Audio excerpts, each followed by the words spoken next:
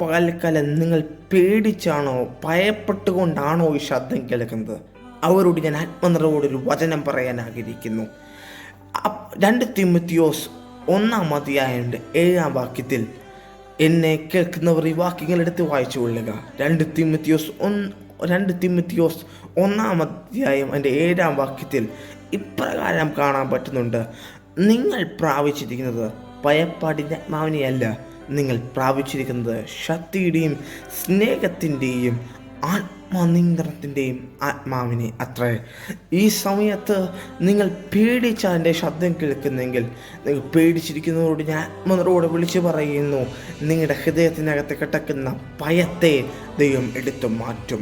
ഈ സമയത്ത് നിങ്ങൾ ശക്തമായി പ്രാർത്ഥിച്ചുകൊള്ളുക. നിങ്ങളുടെ ഭയത്തെ ദൈവം എടുത്തു മാറ്റാൻ പോവുകയാണ്. നിങ്ങളുടെ മേൽ ശക്തി പകരാൻ പോവുകയാണ്, സ്നേഹത്തെ പകരാൻ പോവുകയാണ്, ആത്മനിയന്ത്രണങ്ങൾ നിങ്ങളുടെ മേൽ വെളിപ്പെടാൻ പോവുകയാണ്.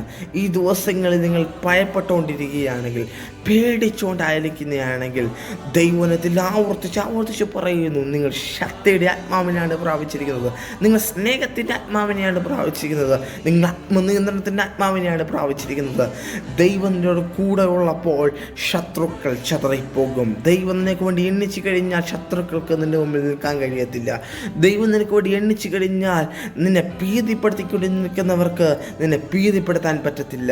ദൈവം എണ്ണിച്ചു കഴിഞ്ഞാൽ അനേക പേർ നിനക്കെതിരെ പാഞ്ഞു വരുന്ന സമയത്ത്, ദൈവം നിനക്ക് വേണ്ടി എണ്ണിച്ചു കഴിഞ്ഞാൽ പാഞ്ഞു വരുന്നവർ 7 വഴിയായി ഓടും.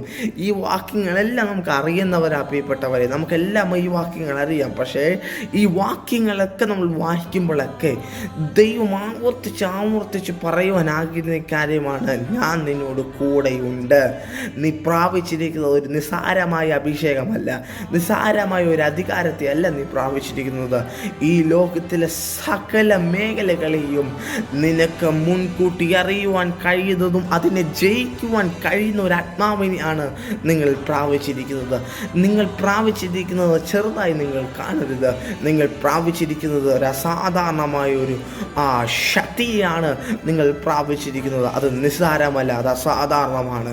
ഒരിക്കലും ഒരാളെ പോലും അതിന് ആ മേഖലകൾ, മറ്റുള്ള മേഖലകളിൽ വെളിപ്പെടുന്ന ഒരു ശക്തികൾക്കും നിങ്ങളെ പിടിച്ചു കെട്ടിവെക്കാൻ പറ്റത്തില്ല. കാര്യം നിങ്ങൾ പ്രാപിച്ചിരിക്കുന്നത് ഒരു നിസ്സാരമായ ആത്മാവിനെയല്ല, നിങ്ങൾ പ്രാപിച്ചിരിക്കുന്ന സാധാരണമായ ആത്മാവിനെയാണ്.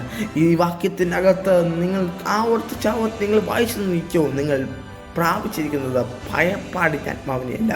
ഈ സമയത്ത് ഭയപ്പാടുകളോടെ, ഭീതിയോടെ പേടിച്ചിരിക്കുന്ന ഭൂമിൻ്റെ അകത്തുകളിലെല്ലാം ഭീതിപ്പെട്ട് നിൽക്കുന്ന ചിലരുടെ ആത്മനിറവോടെ എന്ത് വിളിച്ചു പറയുന്നു: നിങ്ങളുടെ ഭീതിയുടെ കാലഘട്ടങ്ങളെ ദൈവം എടുത്തു മാറ്റും. നിങ്ങളുടെ ഭയപ്പാടിൻ്റെ കാലഘട്ടങ്ങളെ ദൈവം എടുത്തു മാറ്റും. എന്നാണ് എനിക്കൊരു വിടുതലുണ്ടാകുന്നത്, എന്നാണ് എനിക്കൊരു സ്വാതന്ത്ര്യം ഉണ്ടാകുന്നത്, എന്നാണ് എനിക്കൊരു ഫ്രീഡം വെളിപ്പെടുന്നത്, എന്നാണ് എനിക്കൊരു ജയം വെളിപ്പെടുന്നത് എന്ന് പറഞ്ഞ് കരയുന്ന ചില വ്യക്തികളോട് ഞാൻ പറയുകയാണ്: നിങ്ങളുടെ ഭയപ്പാടിൻ്റെ കാലഘട്ടങ്ങൾ അവസാനിക്കാൻ പോവുകയാണ്. നിങ്ങൾ പേടിക്കുന്ന കാലഘട്ടങ്ങൾ അവസാനിക്കാൻ പോവുകയാണ്. നിങ്ങൾക്ക് അസാധാരണമായൊരു മൂവുണ്ട്, നിങ്ങൾക്ക് അസാധാരണമായൊരു യാത്രയുണ്ട്. എന്നാൽ ആ യാത്രകളിലേക്ക് നിങ്ങൾ കടക്കുവാൻ കഴിയാതെ വണ്ണം നിങ്ങളെ ഭീതിപ്പെടുത്തി നിർത്തുന്ന, പേടിപ്പിച്ച് നിർത്തുന്ന ശക്തികൾ നിങ്ങളെ വിട്ട് മാറിപ്പോകുകയാണ്. ഈ വാക്യത്തിൻ്റെ അകത്ത് ദൈവമക്കളെ നമുക്ക് ആവർത്തിച്ച് കാണാൻ പറ്റുന്നുണ്ട്. നിങ്ങൾ പ്രാപിച്ചിരിക്കുന്ന ശക്തിയുടെ ആത്മാവിനെയാണ്. അപ്പോൾ ഈ ഒരു വാക്യത്തിൻ്റെ അകത്ത് വീണ്ടും ദൈവം പറയുന്നു: നിങ്ങൾ പ്രാപിച്ചിരിക്കുന്ന ശക്തിയുടെ ആത്മാവിനെയാണ്. നിങ്ങൾ ശക്തി കൊണ്ട് ചിലതിനെ കീഴടക്കും, നിങ്ങളുടെ സ്നേഹം കൊണ്ട് ചിലതിനെ നിങ്ങൾ കീഴടക്കും, നിങ്ങളുടെ ആത്മനിയന്ത്രണം കൊണ്ട് നിങ്ങൾ ചിലതിനെ കീഴടക്കും. വിശ്വാസത്തോടെ ഈ വാക്കുകൾ വിശ്വസിച്ചോ, നമ്മൾ ചിലതിനെ പിടിച്ചടക്കും. ആമേൻ.